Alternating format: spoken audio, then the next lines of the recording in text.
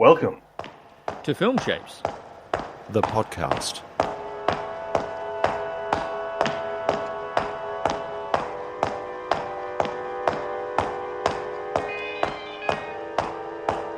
Hello and welcome to the third episode of You Mean You Haven't Seen. This week, it's the 1967 John Boorman film Point Blank, starring Lee Marvin and Angie Dickinson. But first, it's hello again to Roly. Hello. And hello to Ben. Hello. How's it all going, guys? Everyone good? Pretty good, yeah. Yeah. Great. Oh, well. Now, Roly, you hadn't seen this before, right? I hadn't seen it. I'd heard the name, but as we were discussing a little while ago, that could have been the name of any number of films from the past 60 years. Yeah. So it wasn't on my radar at all, this film. Okay. What did you think about it first up then? Yeah, I enjoyed this film. Some of the cinematography in this film is what really struck me more than anything. There was such an attention to detail with it. I really thought it was almost perfect. And I say that because there's one notable exception, which maybe I won't talk about now, but on that level, when the film started, I was quite confused because it kind of starts in a confusing way. Yeah. But I don't think I've ever seen a film quite like this film. I'm not sure what to compare it to, but it's a kind of a tough guy film, isn't it? It's a revenge film, but it's a lot of things. Well, for people who don't know about it, it's kind of a revenge thriller, almost a neo-noir kind of gangster drama, but it's really sort of dressed up in art house clothes a little bit, isn't it? Well, maybe that's coming from the cinematography angle. Yeah, possibly. And definitely the art design in it is another, needs to be mentioned. I mean, it just looks brilliant. There's not a shaky zoom. You know how in some of these films from even in the 70s there'll be a zoom, but there'll be a little click, a little glitch in the zoom halfway through, and they just keep it in there. They don't seem to be too worried about things like that. Smooth pans and things like that. Whereas this film is there's just such attention to detail. I'm not sure. I was quite surprised at that this film being 1967. So yeah. Oh, good. Well, let's bring Ben in. What do you reckon, Ben? You hadn't seen it before? No, I had not seen it, and I wasn't really aware of it at all. I obviously know who Lee Marvin is, I know who John Boorman is, but mostly I know John Boorman as the director of Zardos and The Exorcist 2, and was not expecting this film going into it. I absolutely loved this movie. I was really blown away by it, and as you say, it's this like revenge thriller, but in the attire of sort of an art house movie, and in that way, it kind of reminded me a lot of other, films like The French Connection, or even something modern like Drive.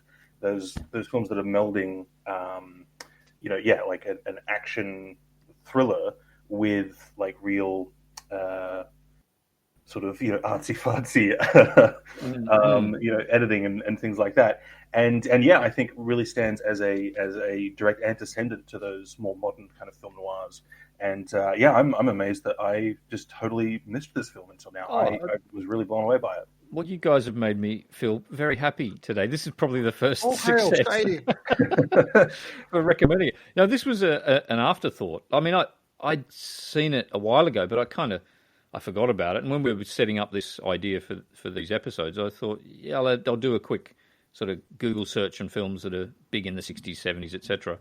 And this popped up again. I thought, that's pretty good. I remember that being pretty nice looking film. Let's pop that one in. And it wasn't really one of the ones that I'd first thought up. It was kind of an afterthought, actually. But I'm glad you guys liked it. Yeah, because you did downplay it a little bit leading up to this. Maybe you were afraid that we weren't going to like it and say, what you did last week, where it was like, why did you get us to watch this? What was the point? Well, but you could I'm glad Ben sort of picked up the things like Drive. Yeah, I didn't even think of that, but there's sort of mixing a little bit of violence and typical gangsterism kind of stuff with a touch of flair and a bit of alternative stuff. Some things I just want to mention in this, like there's a bit of fractured cutting, especially at the start of the film. Some of the line deliveries are really weird. Did you notice when his wife is talking to him on the couch, she's answering his questions, but he's not actually asking any questions. Yeah, I thought that was a very interesting scene. That as you say, like she's acting as though he's responding, but acting-wise, he is just completely blank. He's not doing or saying anything. Yeah, apparently this was Marvin's choice. Like there were lines for him, but he didn't respond to her, so she just kept doing her lines. And the director thought, "Fuck, that's pretty. Oh, leave that. Let's have it." So that was probably the one scene. That's where they're on the couch, right? And when he's come back quite violently. I was a little less convinced by that scene. It's interesting to hear your guys' take on it because, I was actually I was beginning at that point to question her performance a little bit and saying, it's not quite as convincing. But now saying what you said, I think it makes sense that, this was an actor whose leading man had just decided to not respond to her lines. Yes. And she was I felt she was struggling through that scene a bit, to be honest. That's probably why, eh? Yeah. And now it But, makes sense. it's that kind of thing where, it's this, she's giving this flat affect performance because she's clearly not getting anything from her scene partner, but that adds to this otherworldly sense of, like, is this real? Like, is he dead? Is this I've got fantasy he's having? Like, this is the part that actually, forgive me for being a bit of a dunce, but that scene from when he walks into the house to when he finally leaves, what the hell is going on there? Because specifically, all the furniture's removed. Someone help me. Is that a different the way my mind dealt with that was, it's a different section of the house. It's the same room, man. It's the same sitting room. Yeah. Well, I was confused as well. So. Okay, Ben. I just interpreted it, particularly at that stage in the film, as like this isn't meant to be realistic. This is meant to be a somewhat abstracted representation of him like crossing over into another world or something like that. And so I just kind of took the weird elements of that scene at face value and was like, this isn't meant to necessarily be representing something real. It's more meant to be explicating him, being on some kind of transcendental journey into another place of being, I suppose. I did mention I did watch this film at 3 this morning. Could it even have been forward, like flash forward? He's gone back there after she had pegged it, Possibly. maybe. It's confusing, but you're right. Maybe there's a school of thought, and the critic David Thompson actually suggests that Walker's a ghost throughout the film. Well, from the time he shot in Alcatraz. But I sort of scanned back through it, and I couldn't really square that at all. What do you guys reckon? Well, certainly, I like the idea. Yeah, and like it doesn't make sense if you think about all the times that he like directly interacts with people. Yes, and cause and effect things to happen in the film. But like the way he leaves Alcatraz is very strange. That he just slips into the water, and then you hear this like announcer detailing like all the escape attempts from Alcatraz, and he's just magically on a boat wearing a suit afterwards.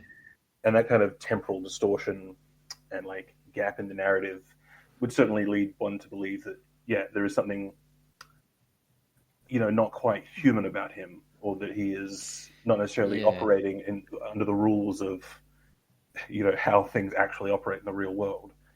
How many years do you think have passed since the opening scene to the scene where he comes back on the boat?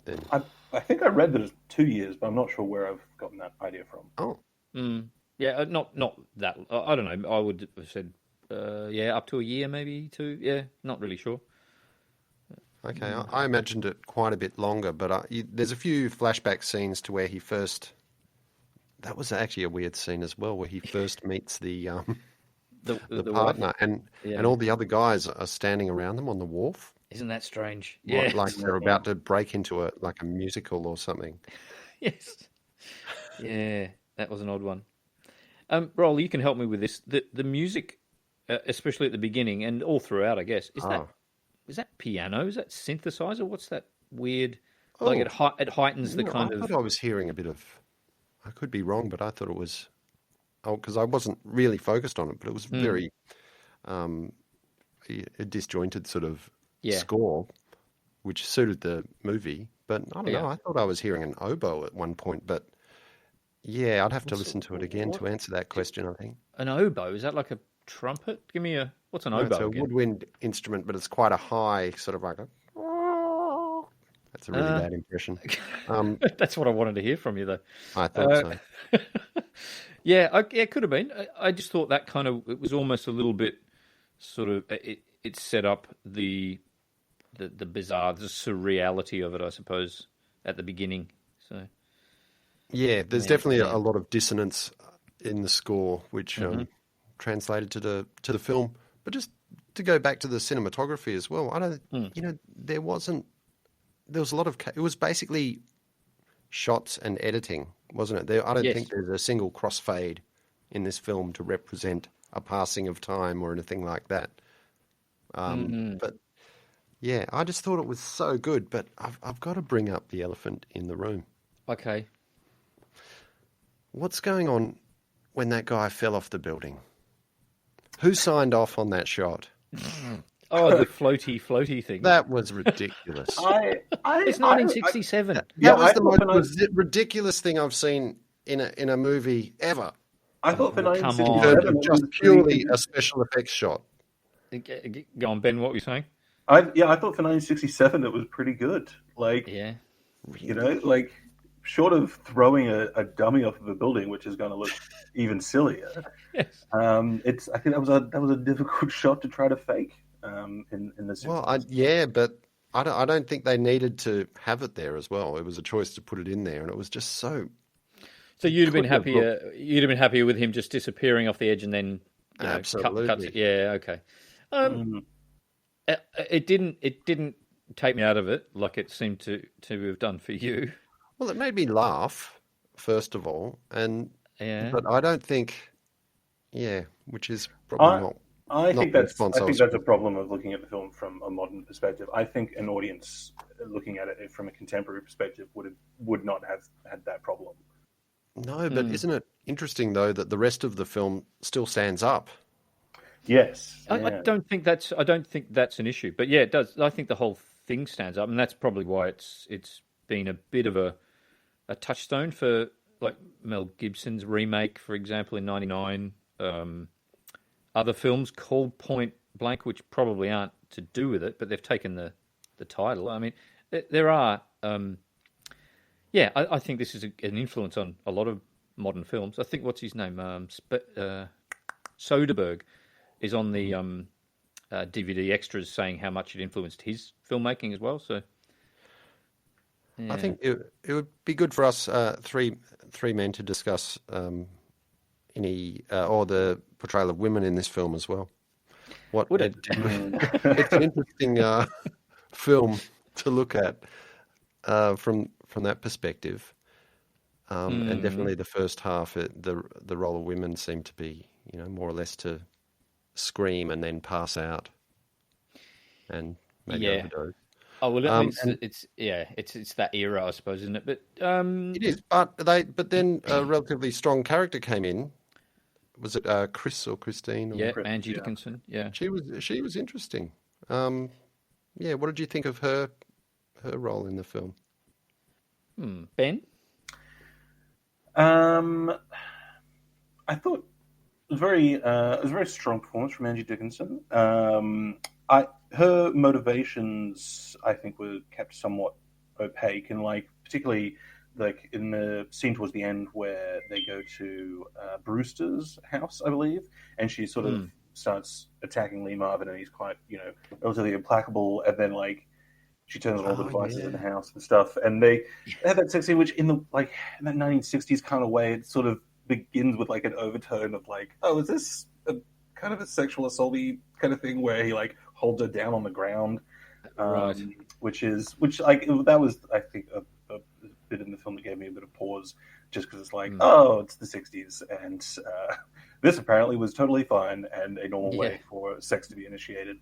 And from a modern perspective, obviously, it seems a little untoward. Although, I mean, maybe that was the effect it was meant to have then as well, because this is a crime film about people who are murderers. Yeah. So, we're not meant to not necessarily look at them as being morally virtuous, but that still left me with a little bit of a taste in my mouth. But I think I got the feeling that the film wasn't actually ignoring that power structure going on. It did actually face it head on. I mean, who was it? Big John, the car dealer. With the he was the way he was portrayed with the female customer. And I think the whole film kind of did it. And that great scene you mentioned, Ben, where she's trying to, she slaps Lee Marvin first, but he just stands there like a solid rock of a man. Yes. And she just takes to banging his chest. But that was quite an extended scene for, I couldn't help but imagine myself in that situation. I was going, why doesn't she just slap him? But I think it would have been quite hard to, at what point would have Lee said cut? Yeah, did you expect him to sort of respond a little bit? No, I think he just dug his heels in there. Yeah. And played the rock. But because she was hitting his chest, there was I just wanted to see her slap his face a bit more. Yeah, draw some blood maybe or something. Yeah. I mean, she's an odd one in this film. Obviously, the wife is expendable because of what she's done, I suppose. But yeah, her sister, that's Angie Dickinson. She's, I don't know. She wants to help Lee Marvin. She wants to help Walker, but she's actually gonna, she agrees to shag this dude to help him. I don't know if that's believable. It was the freeloader 60s, Yeah, she's got her own. I just remembered, though, I wanted to bring up, and also, I think it's just after the slappy chesty scene, and I think it's quite a clever commentary on the times. I think the directors were aware of these issues here, or the director was. The kitchen appliance scene. Yeah. So, it was totally ridiculous. But he suddenly walks into the kitchen and she's turned on every kitchen appliance, which is making noise in the kitchen. There's a blender going, the oven's on, the fridge is open, there's another garbage thing going off. That's the only way that this woman can try and compete with the man is in the kitchen. I see. That's a comment, I think. Well, I have another take on this. This scene in this film turned the Cold War in America's favor. Go on. That scene. Yeah, no, I'm drawing a long bow, but apparently the director actually said that it did quite well in the Latin American countries because he suggests people just wanted to see the kitchen appliances. Right, that's his suggestion. Okay. But no. Stay with me. The Russians didn't really understand until I think this was the World Fair of I don't know. I'm really just blowing wind here, but there was one point in the 50s or 60s where some Russian delegates went to the World Fair in San Francisco or somewhere like this and saw the fridges and the ovens and the toasters and all these things and said, "Oh fuck, we're beat. We can't compete with this kind of thing." And that was kind of when they realised, we got a lot of catching up to do over there in Russia. So so that scene perhaps was put in as a kind of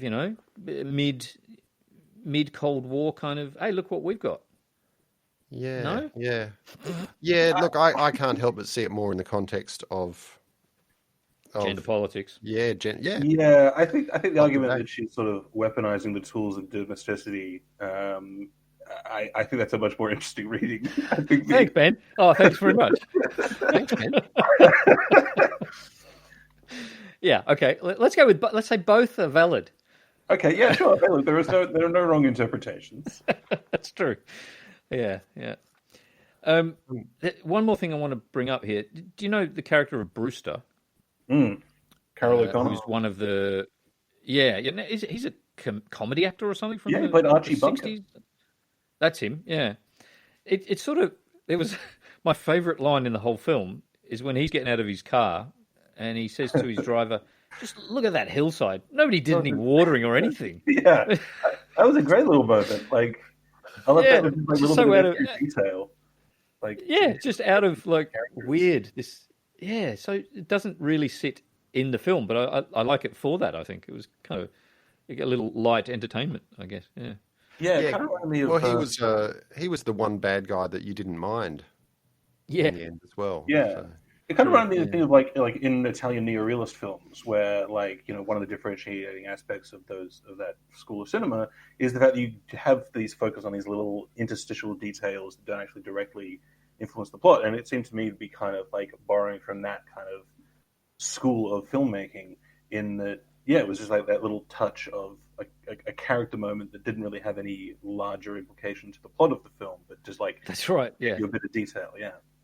Yeah, that's true. He's not furthering the plot in any way really by saying that. Yeah, testing the water in his pool. Look, this is cold. Just a bit of a whinger, but it was quite funny. Yeah. So now let's, without necessarily spoiling it, we assume Walker never got his 93 grand, right? yeah, Yeah, you I don't would know. assume that. I sort of presumed at the end that Fairfax like told the assassin not to take the money because he wanted it to be resolved, and so by leaving the money there, like he was leaving it up to Walker to have what he wanted. Because like Walker says in the film, like the only motivation he has is that he wants his money, and I thought to Do you me take that at face value, Ben? Or yeah, I kind of did. Like, because there's the bit where I think it's Brewster's asking him like what he really wants and if it's really just about $93,000, and he's like, yes, it is, and like he doesn't convey any other real motive. I mean, other than just simple revenge. Like, I think he really is just a character. Like he's kind of elemental in that he's got his goal and he will do anything to achieve that goal. And I think that is kind of his sole motivation. Is that he's kind of like a robot in some ways. He's a little like the Anton Chigurh from No Country for Old Men, I suppose, in that respect. Yeah. well, and you know what? And he's not afraid to punch you in the balls if you get in the way. That's a great scene, isn't it? Here's one for your face, and here's one for your knackers. Yeah. And they made a point of replaying that one again a couple of times. I noticed. Yeah. That's funny. I imagined that package was the same as the package in the drain when Carter got it. So like full of just paper. That was a sort of temptation for him to come out and actually get shot and tie it all up for Fairfax. But no, you reckon he's left it? Came from the chopper though. Well, they run the chopper though, don't they? So. Yeah, well, how did Fairfax know they were coming? Would Fairfax have normally been there anyway? I mean, the last time they spoke to him was on the phone, and presumably the other guy hadn't had a chance to call Fairfax in the meantime. But I don't know, because he's orchestrating everything, isn't he? Fairfax, or Yost as he was initially known, right? So, I don't know. I just thought if Walker steps out there, he's going to get one, but he decides to follow maybe Angie Dickinson's sort of. She's imploring him to just leave it, just walk away, and so maybe he's decided, you know what? I've had my revenge. Maybe I can go back and hook up with Angie Dickinson again. Wouldn't be such a bad ending. I don't know. It's an interesting way to end, but I figured he didn't get any money. What? The very sure. final shot of the film, was I correct in interpreting like he's on Alcatraz and the camera seems to pan up and it shows San Francisco and then it pans across and is showing Alcatraz? I didn't think he was on Alcatraz at that point. But they are, aren't they? Because they're going back to it to do that. Yeah, they're they sort went of back for it. top and tailing the film. Yeah, it did seem a bit odd. I saw there's a bit of a pan, and it looked like you can see the island again. So perhaps he's already off it. I mean, and he's looking back onto it. I don't know. I didn't read that much into it. But, yeah. Yeah, I mean, to me, I think it was just another element to add to that, like, otherworldly. Yeah, for sure. Yes. Well, guys, so this is pretty successful suggestion. Then I'm patting myself on the back right here. But so next week, who knows what's the next one? It's going to be one for me or for Ben or maybe for Merv or somebody else. We'll think about that in the next few days, I guess. Yeah. I would just like to see a recut of this without that 2 seconds that spoils it. You can probably do that yourself, Roly. I might do that and post it online. Roly cut. Just say this is your cut, your super cut. Yes. Nice. But aside from that, a near perfect film as far as I'm concerned. Okay, great. Good to hear. Okay, well, guys, thanks very much for your time today. We'll see you again next time. Thanks, Roly. Thank you. Cheers, and thanks, Ben. Thank you. See you again, guys. Bye. Bye.